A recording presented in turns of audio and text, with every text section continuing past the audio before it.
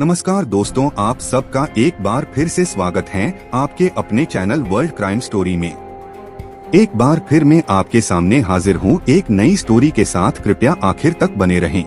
कोच्चि में ड्रम में मिले कंकाल की मर्डर मिस्ट्री, जिसे एक स्क्रू की मदद से इंडिया के नामी शेरलॉक होम्स ने सुलझा दिया। अब तक की सबसे उलझी मर्डर की कहानी। एक ऐसी मर्डर मिस्ट्री जिसकी एक कड़ी सुलझती है तो दूसरी उलझ जाती है।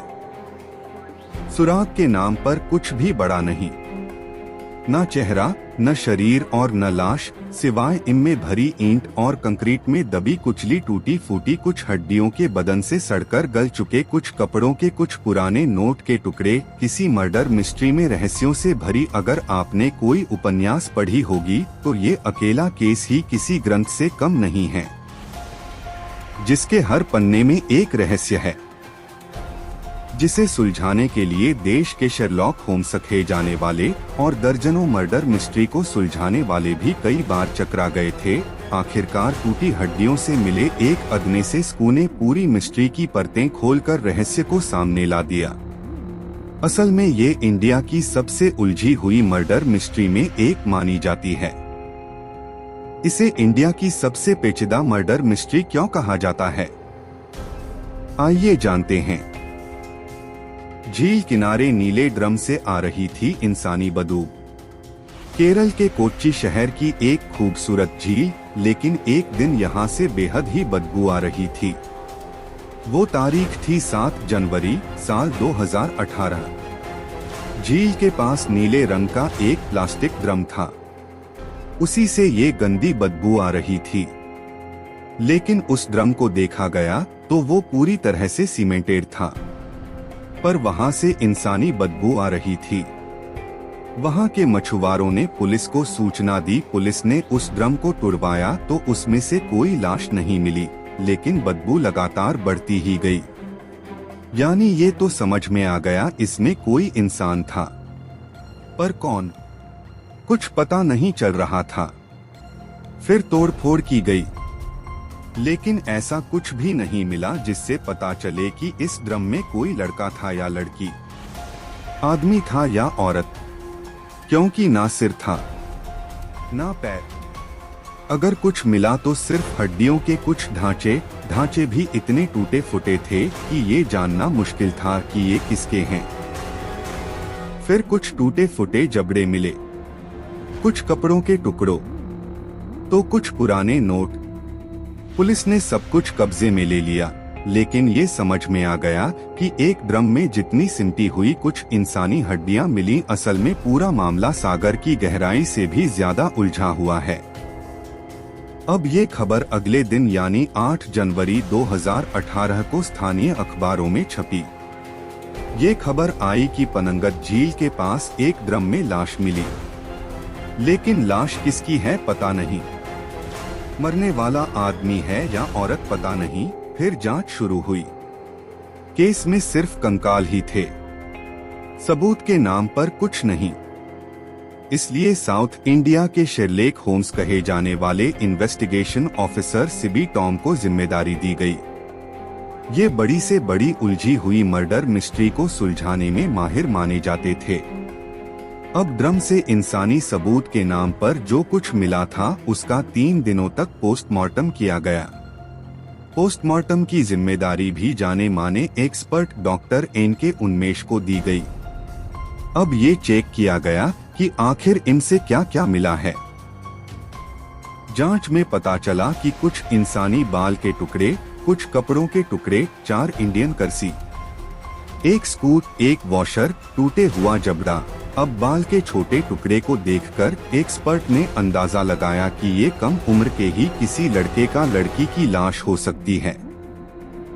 उसकी उम्र 15 से 25 साल के बीच हो सकती है, क्योंकि देखने में हड्डियां भी छोटी लग रही थीं।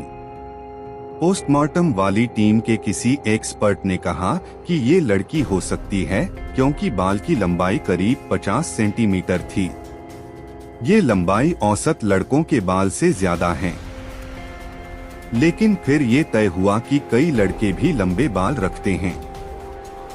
ऐसे में कुल मिलाकर ये तय नहीं हो सका कि आखिर ये लड़का या लड़की किसकी लाश है।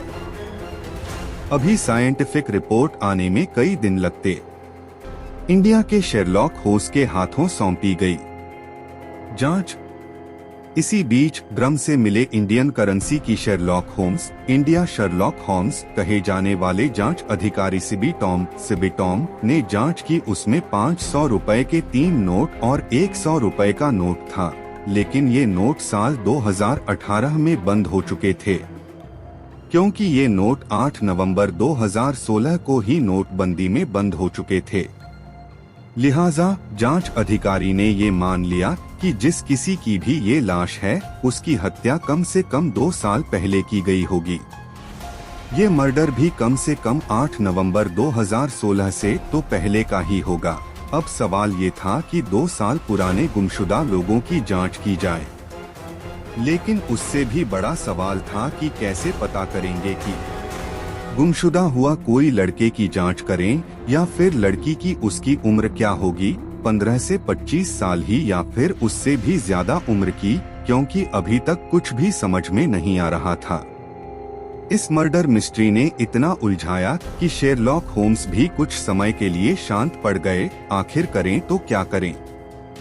हड्डी में मिले इस स्क्रू ने केस उलझाया। अब कुछ दिन बीते, पोस्टमार्टम की जांच चल रही थी। तीसरा दिन था, यानी 11 जनवरी 2018। उस दिन डॉक्टर एन.के. उन्मेष को हड्डी के टुकड़ों में एक स्क्रू और वॉशर मिला। करीब 6.6 सेंटीमीटर लंबा और 2.5 सेमी चौड़ा स्क्रू था। बारीकी से जांच करने पर यह समझ आया कि उस हड्डी के ढांचे में ये बाई एड़ी वाला हिस्सा है, उसी में ये स्क्रू फिट किया हुआ था। लेकिन उस पर कुछ ऐसा नहीं पढ़ने में आ रहा था जिससे कोई सुराग मिल सके। लेकिन ये जानकारी अहम साबित होगी या नहीं, ये सोचते हुए डॉक्टर उन्मेष ने सिबी टॉम को फोन कर दिया। ये बताया कि मुझे लगता है कि एक सुराग तो मिला है, लेकिन उससे कितनी मदद मिल पाएगी वो समझ नहीं आ रहा। बाईं एड़ी वाली हड्डी में एक स्क्रू मिला है, जिसे कभी फ्रैक्चर होने पर अस्पताल में फिट कराया गया, लेकिन उस पर लिखा हुआ इतना धुंधला हो चुका है कि पढ़ना मुश्किल है। ये सुनते ही सिबी टॉम तुरंत डॉक्टर के पास पहुंचे। उस अदने से स्क्रू को अपने कब्जे में लिया और सबसे हाई क्वालिटी वाले कैमरे की मदद से उसकी फोटो करानी शुरू की। कई घंटों की मेहनत के बाद एक छोटा लेकिन अहम सुराग मिला। असल में उस स्क्रू के टॉप पर इंग्लिश में कुछ लिखा था। वो शब्द था पीटकर। अब इसके बारे में गूगल पर सर्च किया गया तो पता चला कि ये पुणे की कंपनी है, जो पूरे देश में ऐसे स्क्रू की सप्लाई करती है जिसे सर्जरी में इस्तेमाल किया जाता है। अब ये पता करना था कि आखिर इस स्क्रू का इस्तेमाल कोच्चि या एर्नाकुलम जिले के किस हॉस्पिटल में हुआ, किस मरीज के लिए ये इस्तेमाल किया गया होगा। ये बड़ी चुनौती थी। अब ये भी पता नहीं था कि आखिर ये किस साल में लगवाया गया होगा। ये बड़ी चुनौती थी। अब ये भी पता नहीं था कि आखिर ये किस साल में लगवाया गया होगा। मतलब कुल मिलाकर सुराग तो मिला, लेकिन उसमें ऐसा कुछ भी नहीं था कि जिससे उस मरने वाले की पहचान मिल जाए। अभी कातिल और कत्ल की वजह का पता लगाना तो बहुत दूर की बात थी। 161 स्क्रू की जांच में मिला ये अहम सुराग। अब ये मानकर कि लाश के साथ मिले पुराने नोट कम से कम नवंबर 2016 से पहले के ही होंगे, इसलिए उस पीटकर कंपनी अधिकारियों से संपर्क कर ये डिटेल मांगी गई कि साल 2016 में ऐसे स्क्रू कितने और किसे बेचे गए। आगे की पड़ताल में पिटकर कंपनी से बैच का पता चला और जानकारी मिली कि 2016 में कुल 161 स्क्रू सप्लाई किए गए थे। इन 161 में से 155 तो महाराष्ट्र और गुजरात में गए थे, बाकी 6 केरल में सप्लाई हुए थे। अब पूरे केरल में कहां और किन मरीजों को ये स्क्रू लगाए गए थे, इसकी डिटेल निकाली गई। शेरलॉक होम्स की अगुवाई में 5 से ज्यादा पुलिस टीमें इसकी जांच में जुट गईं। तब जाकर केरल के सभी 6 मरीजों की जानकारी मिल गई। इन मरीजों में 5 मरीज पुलिस को मिल गए, लेकिन 6वें मरीज की जानकारी नहीं मिली। उस मरीज का नाम था शकुंतला, उम्र करीब 60 साल। वो महिला थी, लेकिन पुलिस को शुरुआती जांच से लगता था कि मरने वाले की उम्र तो 15 से 25 साल होगी, इसलिए उम्मीद कम लग रही थी। लेकिन इसके अलावा कोई ऑप्शन भी नहीं था, लिहाजा पुलिस की जांच इसी दिशा में आगे बढ़ी। इस तरह 2 साल बाद मिली थी मरने वाली की पहचान। अब जिस अस्पताल में मरीज शकुंतला की बाई एड़ी लेफ्ट एंकल में स्क्रू फिट किया गया था, वहां जाकर जांच की गई। उस मरीज को किसने भर्ती कराया गया था, उसका नाम निकाला गया। तब अस्वाथी का नाम मिला। रिश्ते में ये शकुंतला की बेटी लगती थी। अब पुलिस उस अस्वती के पास पहुंची। पूछा गया कि शकुंतला कौन है और अब कहां है। जवाब मिला कि कई साल से वो उनके संपर्क में नहीं है। पुलिस ने सवाल पूछा कि आखिर कब से, मतलब कितने साल से। अस्वती ने बताया कि आखिरी बार उसकी मुलाकात 19 सितंबर 2016 को हुई थी। उसके कुछ दिन बाद वो शकुंतला यानी अपनी मां से मिलने गईं, तो वो दिल्ली जा चुकी थीं। लेकिन उसके बाद कभी कोई संपर्क नहीं हुआ। अब लगता है कि वो कहीं गायब हैं। इस बारे में पुलिस ने सवाल पूछा कि आखिर उनकी गुमशुदा होने की रिपोर्ट क्यों नहीं दर्ज कराई। तब उसने बताया कि मेरी और मां के बीच रिश्ते अच्छे नहीं थे, इसलिए मुझे लगा कि वो सच में कहीं चली गई हैं। लिहाजा पुलिस में कोई शिकायत नहीं की। अब पुलिस को काफी हद तक लग गया कि उस नीले ड्रम में जिसकी लाश थी वो शकुंतला की हो सकती है, लेकिन अभी भी पुख्ता सबूत नहीं मिला था। अब पुलिस ने लेफ्ट एंकल में लगी स्क्रू के बारे में जानकारी मांगी, तो पता चला कि 1 सितंबर 2016 को किसी टुक वाले ने उसकी मां शकुंतला की स्कूटी में टक्कर मार दी थी, जिससे वो काफी चोटिल हो गई थीं। उनका बायां पैर फ्रैक्चर हो गया था। उसी के इलाज के दौरान अस्पताल में बाई एड़ी में स्क्रू फिट किया गया था। ये सब कुछ कोच्चि के BKM अस्पताल में हुआ था। चूंकि उसी अस्पताल से शकुंतला और उसकी बेटी अस्वती की डिटेल मिली थी, इसलिए काफी हद तक ये समझ आ गया मरने वाली शकुंतला ही है।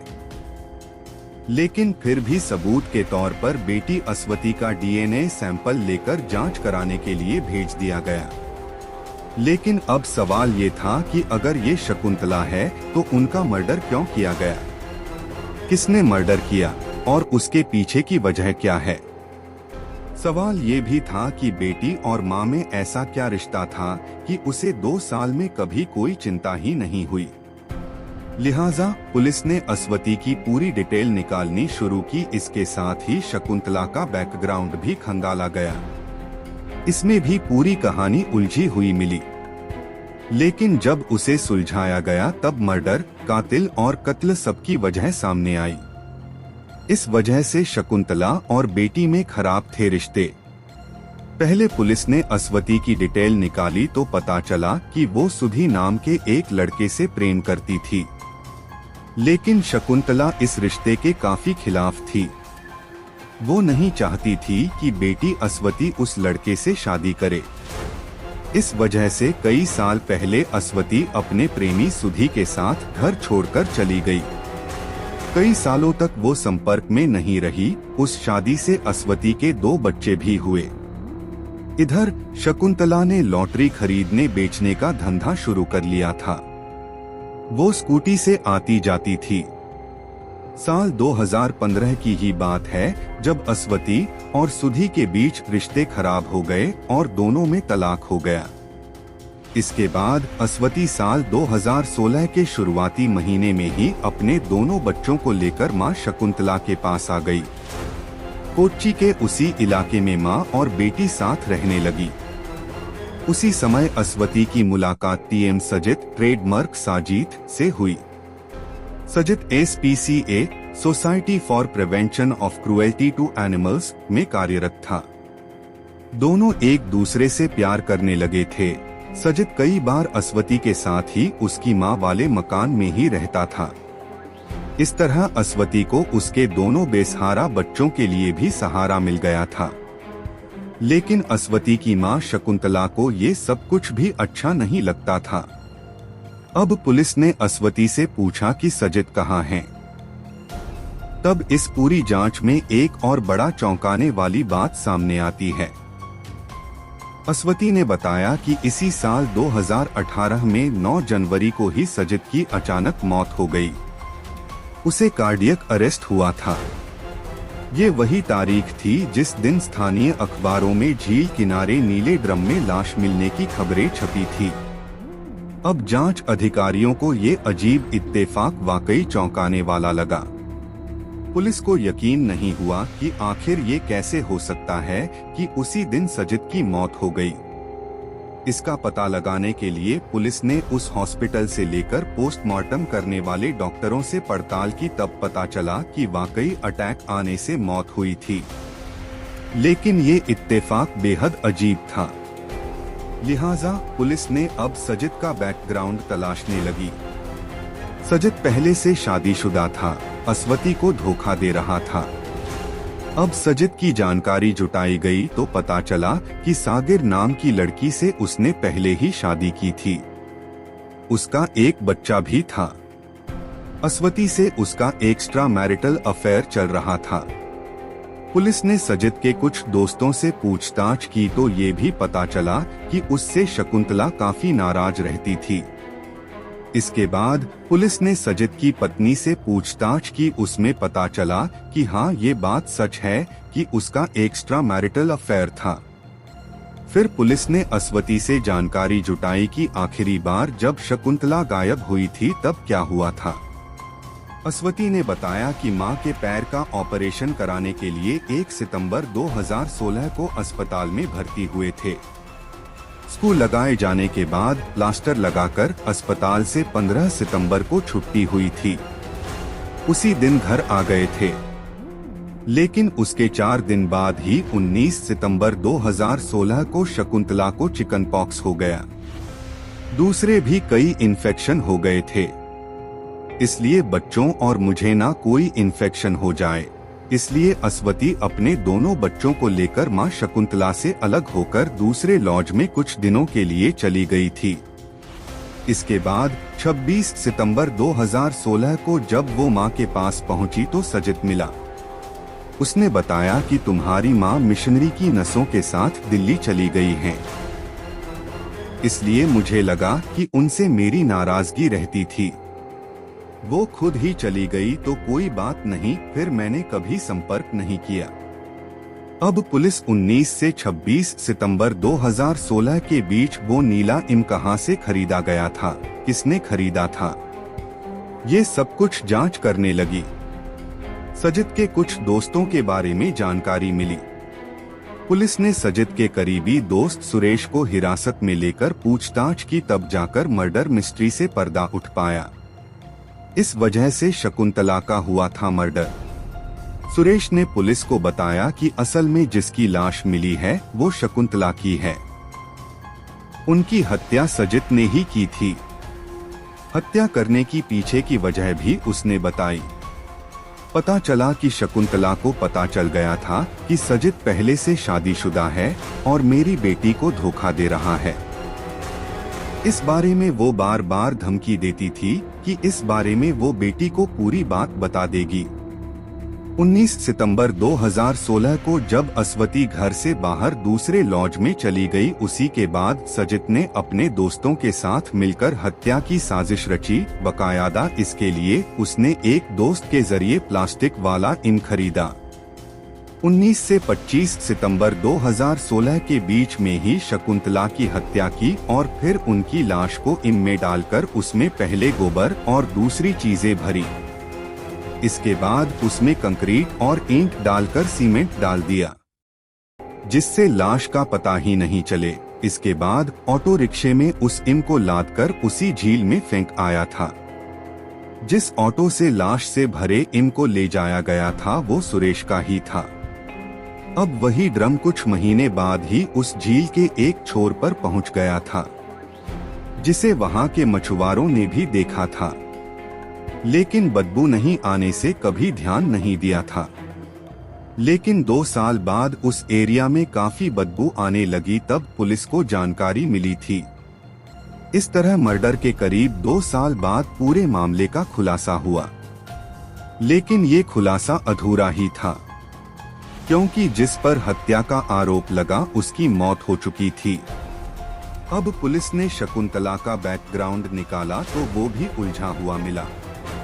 असल में शकुंतला के कौन माता पिता थे, इसकी कभी कोई जानकारी नहीं मिली थी। जब वो 6 महीने की थी तब एक तालाब के किनारे लावारिस हालत में मिली थी।